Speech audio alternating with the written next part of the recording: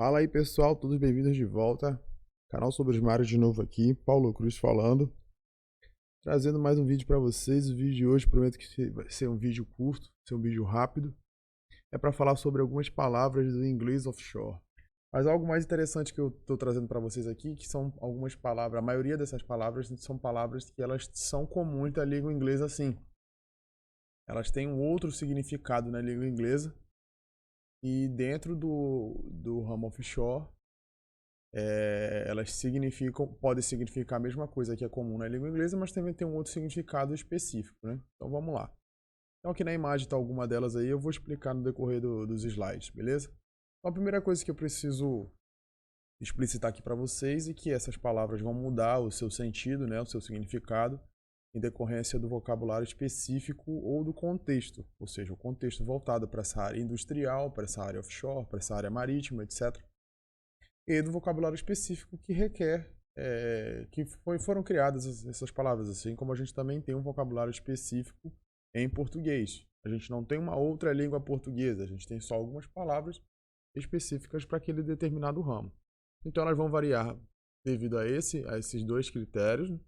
Outro critério que essa palavra vai variar é se ela é substantivo ou verbo, e aí eu vou explicar uns aqui para vocês também. E o outro critério que são palavras, se essas palavras forem palavras compostas, né? Então eu peguei esses três critérios aí, 4 critérios, para tentar explicar de maneira mais didática para vocês as diferenças que a gente tem dessas palavras no inglês comum, né, no inglês ordinário aí, com relação a essas palavras que são do vocabulário específico marítimo, offshore, etc. Então, para falar de cara lá sobre o primeiro critério que eu falei, que são um vocabulário específico, a gente tem aqui, quem é da área aí sabe muito bem que palavra é essa, mas se você colocar no Google diretamente aí, no Google Translator, não vai mostrar o que significa de fato. Então vai mostrar galera aqui, né, fazendo uma tradução para o português, galera. Na verdade, essa palavra para a gente significa cozinha. A mesma aqui no inglês ordinário, no inglês comum, é kitchen, cozinha, né? Então, só para você entender um pouco essa diferença aí, eu não vou focar nesse vocabulário específico, até porque ele é bem denso, ele é bem vasto. Então, no futuro aí eu pretendo fazer um dicionário em PDF aí, um dicionário específico em PDF e disponibilizar para a galera. Então eu vou focar mais em palavras que elas já têm, que você já conhece o significado delas no inglês comum, aí, independente de qual for o seu nível de inglês, se você está no início, intermediário, avançado, mas você já conhece essa palavra na sua cabeça, nesse inglês comum nosso aí, né? E dentro do ambiente offshore ela tem um outro significado. Então é esse o meu foco aqui hoje. Mas como eu estou falando de um vocabulário específico, eu vou dar dois exemplos aqui. Um é esse aqui, galley, significa cozinha. São muitas palavras, então não ficaria muito grande o vídeo. Então eu vou dar só dois exemplos. E o outro é bem relacionado também ainda aí, é messroom, que o Google faz uma tradução aqui para sala de bagunça, que para a gente é o nosso refeitório, é onde a gente faz as nossas alimentações. Dentro do vocabulário offshore, dentro do vocabulário marítimo, tem diversas outras palavras desse ramo, desse mesmo sentido, que são específicas. Mas isso aqui foi só para ilustrar, eu não vou falar de palavras específicas, eu quero falar de palavras que você conhece aí, para quem estiver vendo esse vídeo aqui não for da área marítima, não for dessa área offshore, for só um curioso, você vai daqui sair agora, se ficar até o final do vídeo, vai sair do vídeo conhecendo outros significados para uma mesma palavra. E esses significados para essa mesma palavra aí, eles vão ser importantes, vão ser úteis, independente se você vai trabalhar na área marítima ou não.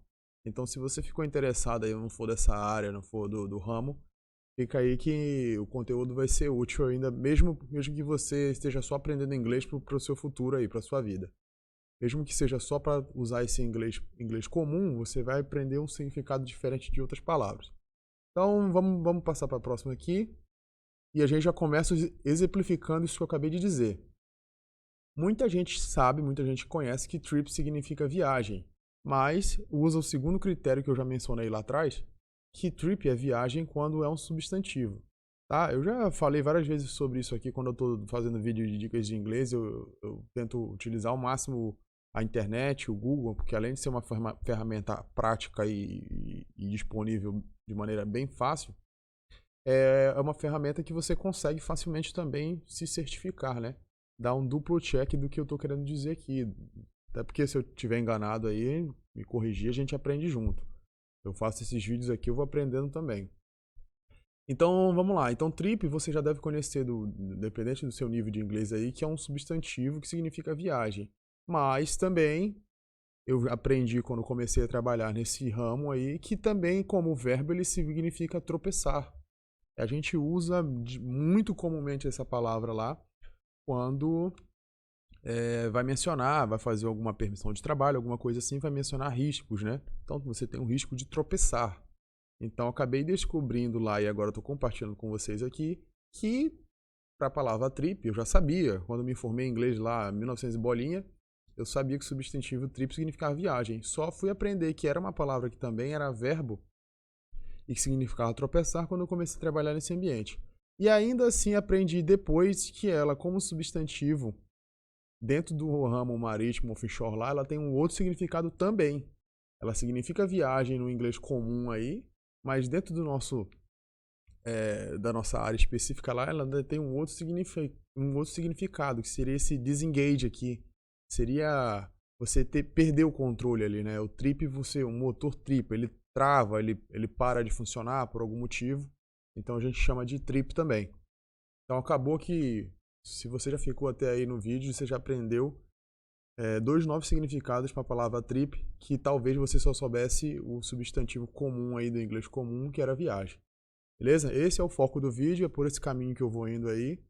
Se estiver gostando, fica que ainda tem muito mais. Então o próximo é um também bem voltado nessa área. Quem está aprendendo inglês, independente do nível lá, naquele nosso inglês comum, deve ter ouvido falar, deve ter já colocado em um tradutor alguma coisa, que pipe é cachimbo. Em filmes, em séries, já viu pipe, cachimbo. Mas, se você estiver voltando essa palavra para essa área industrial, para esse ramo, para esse vocabulário específico, ele também é tubulação. Ele é um tubo, é uma tubulação.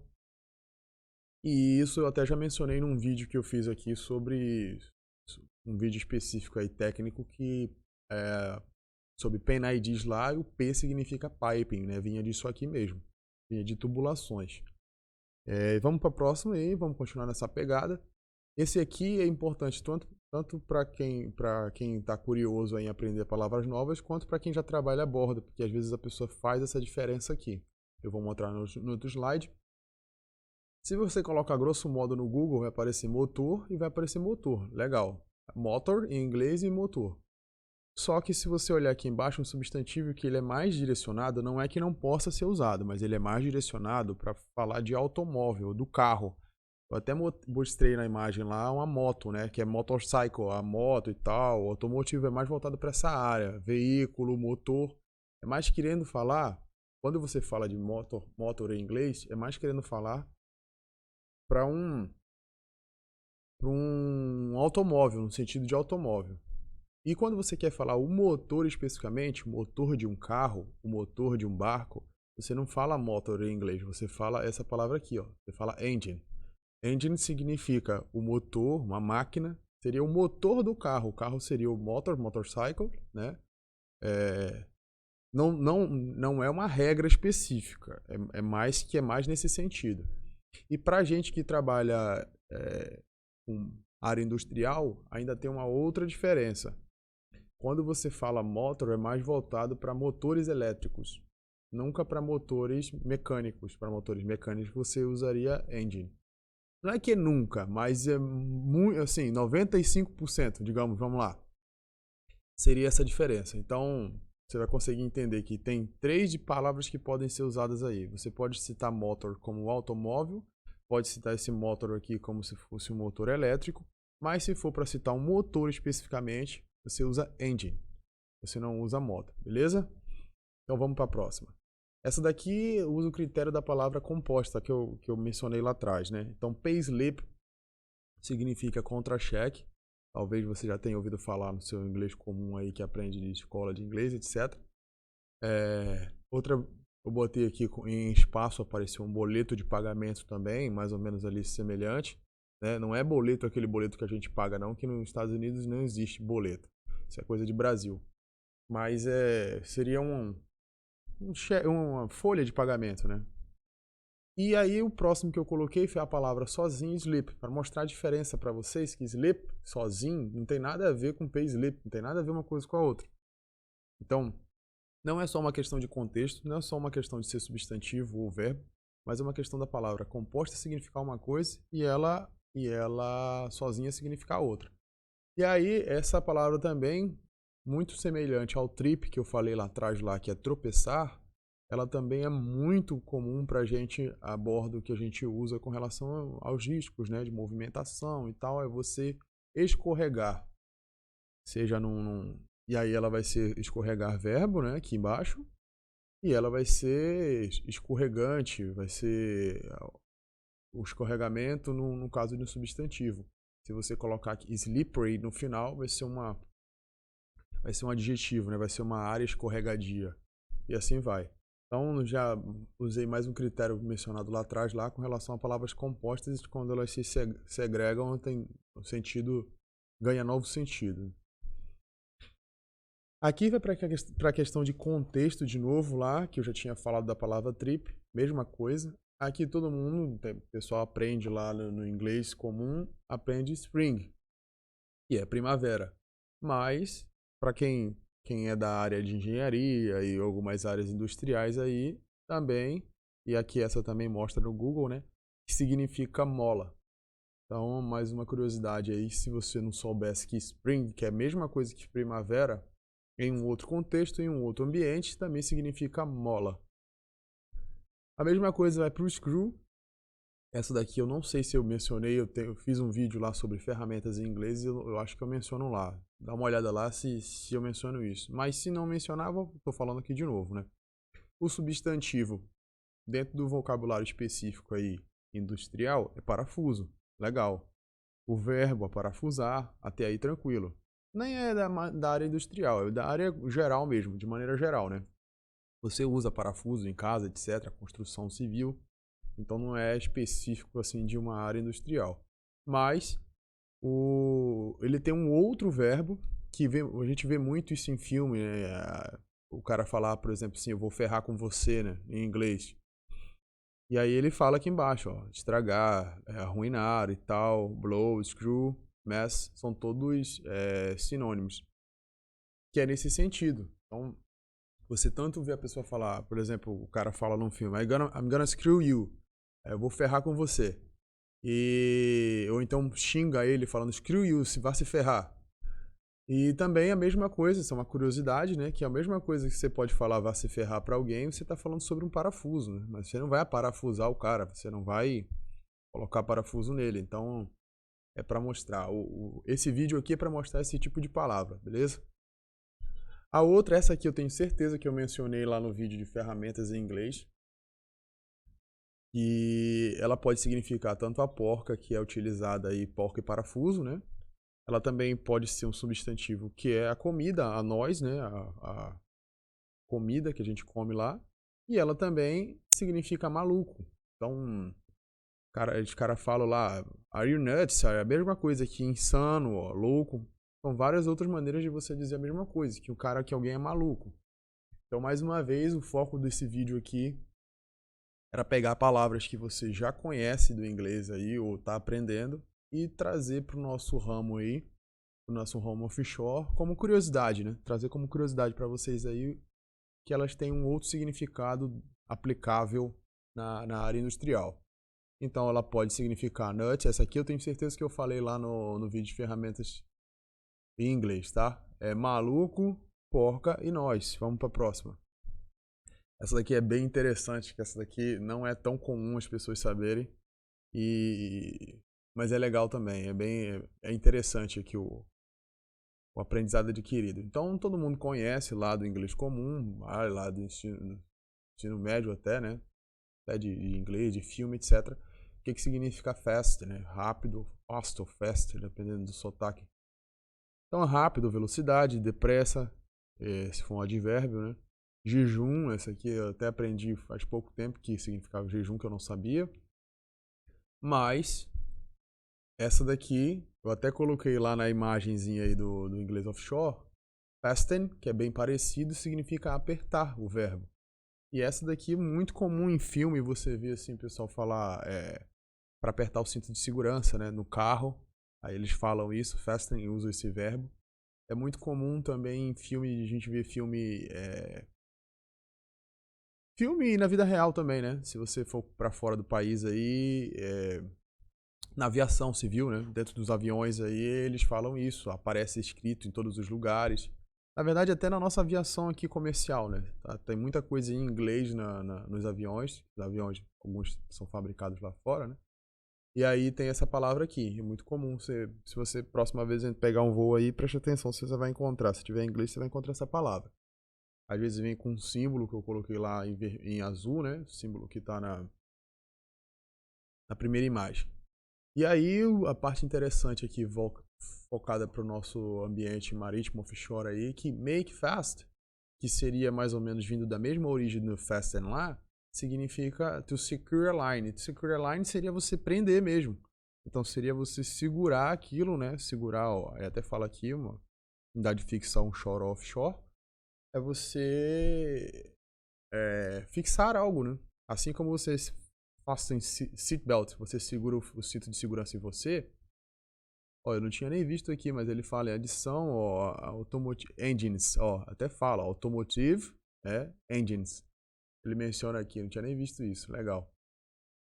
Então é esse mesmo sentido, só que é voltado para a amarração do navio, né? Você é que eu esqueci de colocar uma imagem aqui acrescentando isso, mas é voltado para amarração de navio. Então make fast não é fazer rápido. É você, ó, até menciona aqui embaixo também, to secure a rope.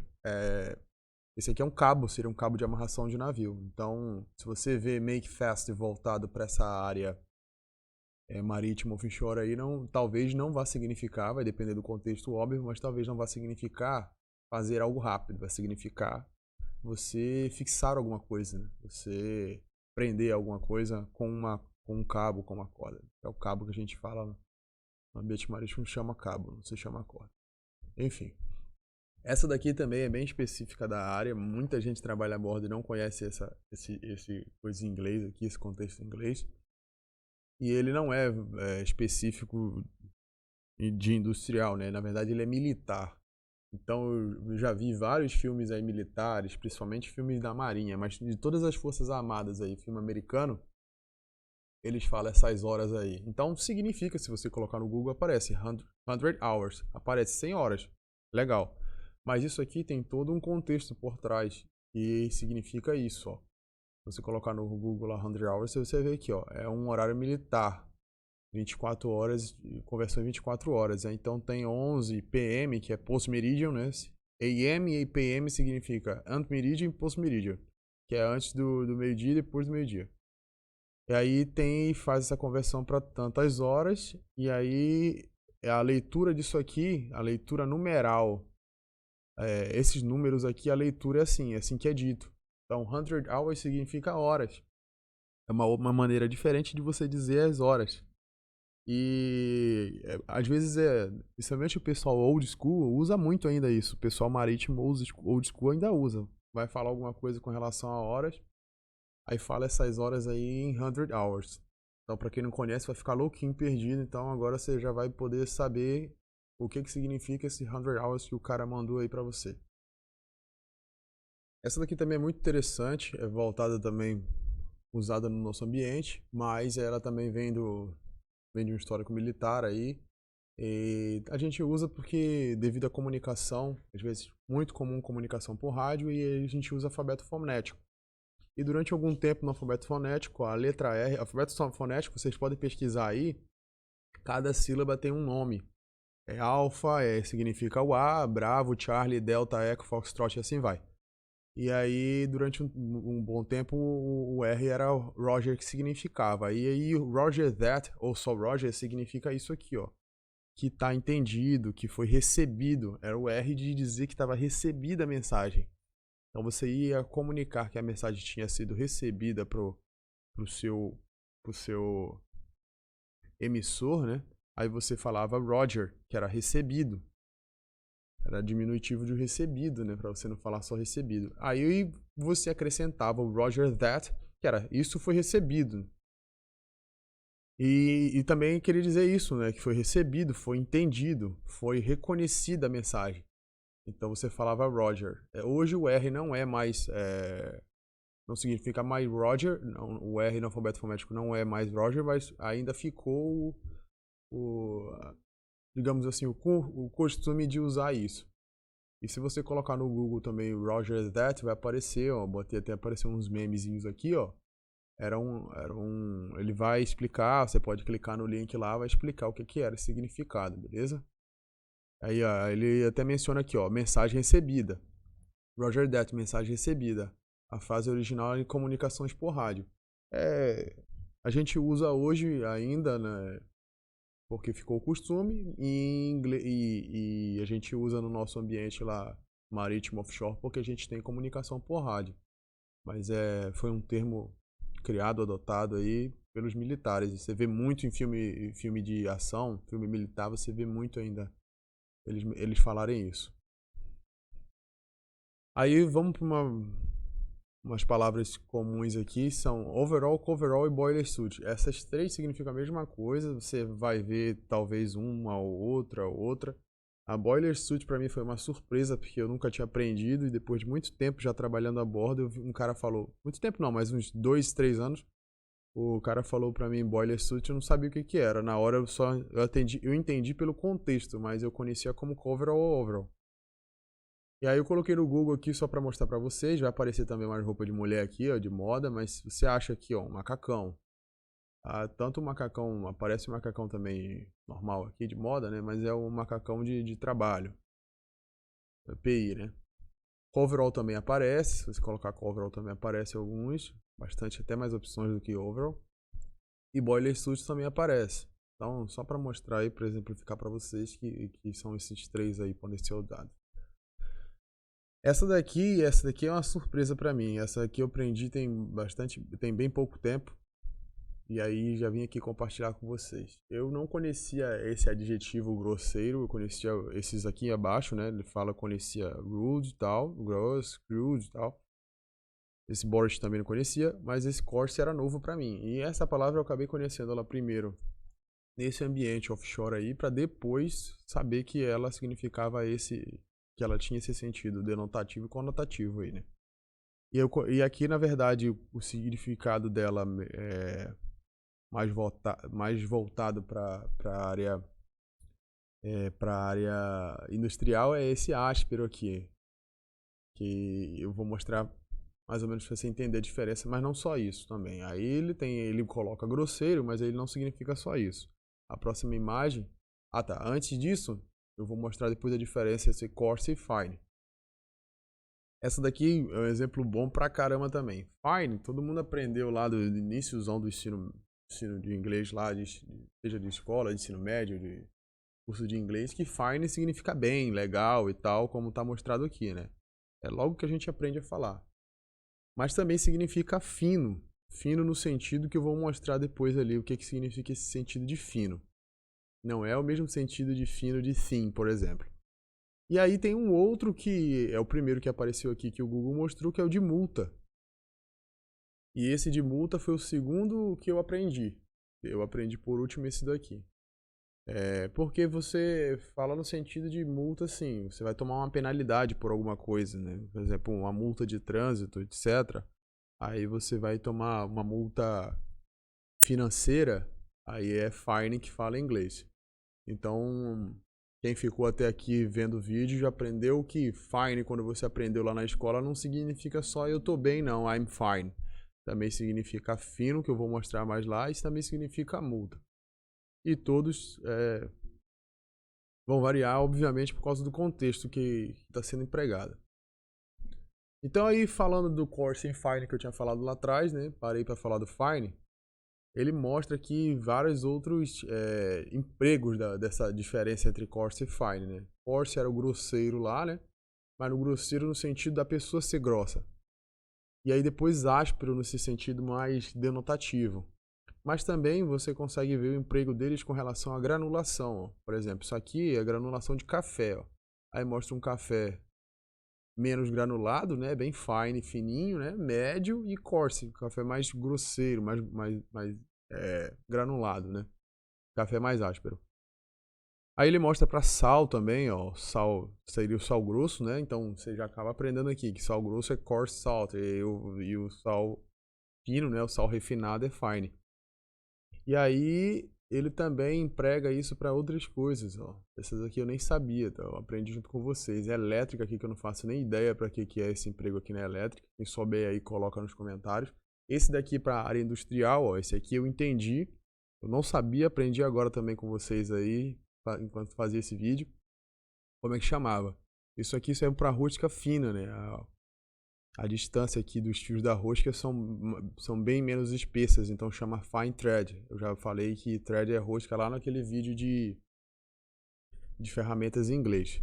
E aí cross thread são essas roscas mais grosseiras aqui, são roscas mais espaçadas, os fios mais espaçados. Mostra aqui também para auxiliar, ó, kitchen, né, cozinha, né, que eu falei lá. Mostra para auxiliar aqui também qual seria o tipo de afiar, né? Você vai afiando, vai ficando cada vez mais detalhado. É interessante, essa daqui eu também não sabia, aprendi enquanto estava fazendo o vídeo, pessoal. É isso aí, a gente vai vivendo e aprendendo. E aí, para finalizar aqui, eu trouxe mais duas com relação ainda àquela lá. Isso aqui é... Strainer significa aquele... o coador, né? A peneira. E ele faz... Eu quero fazer essa correlação aqui do strainer, porque eu vou mostrar um strainer da área industrial nossa. Mas eu quero fazer essa correlação dos strainer aqui com relação ao tamanho das partículas.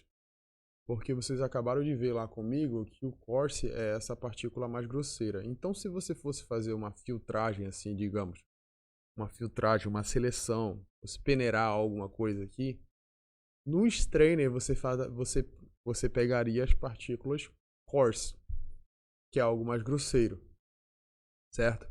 E aí vem o strainer industrial aqui, ó, coloquei, só fiz acrescentar, vou voltar lá um minuto, strainer aqui, acaba mostrando de cozinha. Aí você aprendeu que strainer significa peneira. Eu nem sabia que era esse o nome também, aprendi hoje com vocês aqui. Eu conhecia só o nome industrial já, que é a gente chama de ralo a bordo. A gente chama de ralo porque filtro, vou mostrar lá na frente a diferença. O ralo ele pega essas partículas maiores. Então você vê até aqui que os furos são relativamente grandes, ó. A gente chama de filtro também, mas o certo seria chamar de ralo. Vou mostrar por que a diferença. Então tá aqui, seria esse aqui. Então você já aprendeu aqui, aprendemos juntos que o strainer é tanto a peneira, pega essas partículas mais maiores, macropartículas. Aí temos o strainer industrial, que é o ralo lá. Aí a gente tem o filtro, que vai pegar partículas menores. Seria fazer uma seleção do que for fine. Estou fazendo uma correlação com o coarse e fine que eu acabei de mostrar lá atrás, legal? Então, só colocando o filtro aqui, ele vai mostrar alguns tipos de filtro. E aí, para a última imagem, para fazer essa correlação que eu já mostrei o coarse e fine lá, um fine filter. Se eu colocar fine filter, ele vai mostrar ainda os filtros mais finos ainda. Onde as micras desses filtros vão ser bem pequenas, vão passar bem partículas muito pequenas. A micragem dos filtros, de filtragem vai ser bem reduzida. Então seria fine filter, porque aí não é um filtro bom, não é um filtro que multa, é um filtro fino, porque a quantidade de micragem dele é bem reduzida. Então, pessoal, era isso aí. A ideia do vídeo era fazer essa distinção entre palavras aí que a gente já conhece em inglês, aí no inglês comum, a palavras que a gente tem no nosso vocabulário específico do ramo marítimo, do ramo offshore. Espero que tenha ficado bem didático o vídeo, bem dinâmico, não tenha ficado enfadonho. Quem gostou aí, o pessoal tá comentando bastante, tá curtindo. Pode continuar curtindo, comentando aí, que ajuda a manter foco para fazer novos vídeos. Até um próximo vídeo aí. Um abraço.